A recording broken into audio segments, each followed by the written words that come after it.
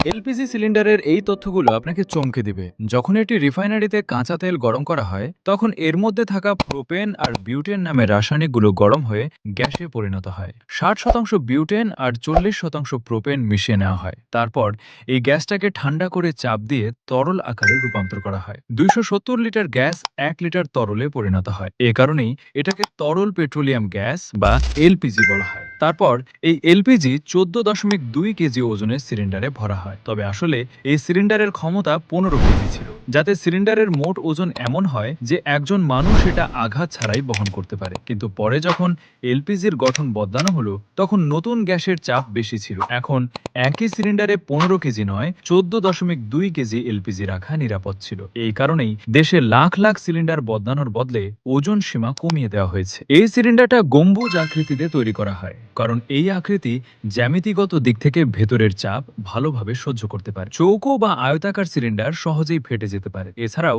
Welding করার পর এটাকে 690 ডিগ্রি সেলসিয়াস তাপমাত্রায় গরম করা হয়, যাতে স্টিল একটু নমনীয় হয়ে যায়। না হলে চাপের কারণে ফাটল ধরতে পারে। তোমার বাড়ির সিলিন্ডারের ভেতরে 86% তরল আর 14% বাষ্প থাকে। যখন ভালভ খোলা হয়, তখন ওই বাষ্প দ্রুত বাইরে বের হতে শুরু করে, আর তুমি ওই বাষ্পই জ্বালাও। বাষ্প বের হওয়ার কারণে ভেতরের চাপ কমে যায়, আর বাকি তরলও ধীরে ধীরে বাষ্পে পরিণত হতে থাকে। আর হ্যাঁ, এই বাষ্পে কোনো গন্ধ থাকে না। তোমরা যে গন্ধটা পাও, সেটা এথেনথিওল নামে একটি রাসায়নিকের, যেটা পরে কৃত্রিমভাবে এলপিজিতে মেশানো হয়। এটা দেওয়া হয় যাতে গ্যাস লিক হলে তুমি বুঝতে পারো। 1937 সালে আমেরিকায় গ্যাস লিক বুঝতে না পেরে একটি বড় ঘটনা ঘটেছে। সেখান থেকেই এলপিজিতে এই গন্ধ